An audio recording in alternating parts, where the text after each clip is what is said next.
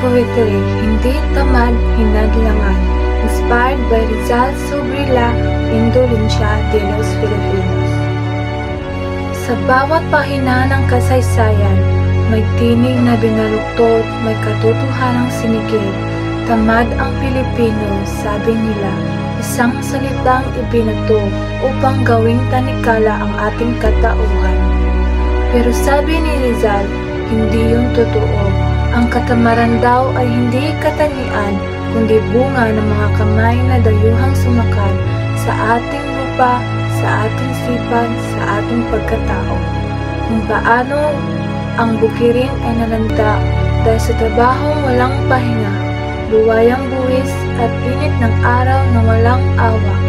Ganoon din nalusaw ang lakas ng mga ninuno natin na araw-araw nagbabanat ng buto para sa bansang hindi nila pag-aari. Kaya sino ba ang tamad? Ang nagpapahinga dahil pagod na pagod o ang nagdikta ng sistemang pumapatay sa pag-asa ng tao?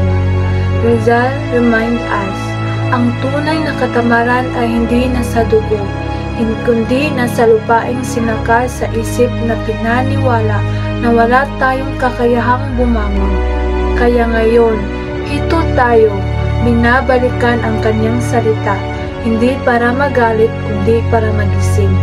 Dahil kung noon ay tinawag tayong tamad, ngayon ang sagot natin, hindi kami tamad, kami ay napagod, nasakal, ngunit muling tatayo.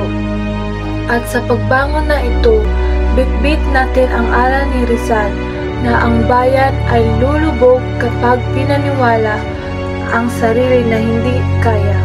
Kaya't sa huling salita ng aking tula, Pilipino, huwag mong hayaang ang kwento mong isulat ng iba. Hindi tayo tamad, hindi tayo mahina. Tayo ay apoy na minsang pinatay, ngunit muling sisiklab. Para sa sarili, para sa katotohanan, para sa bayan. Thank you.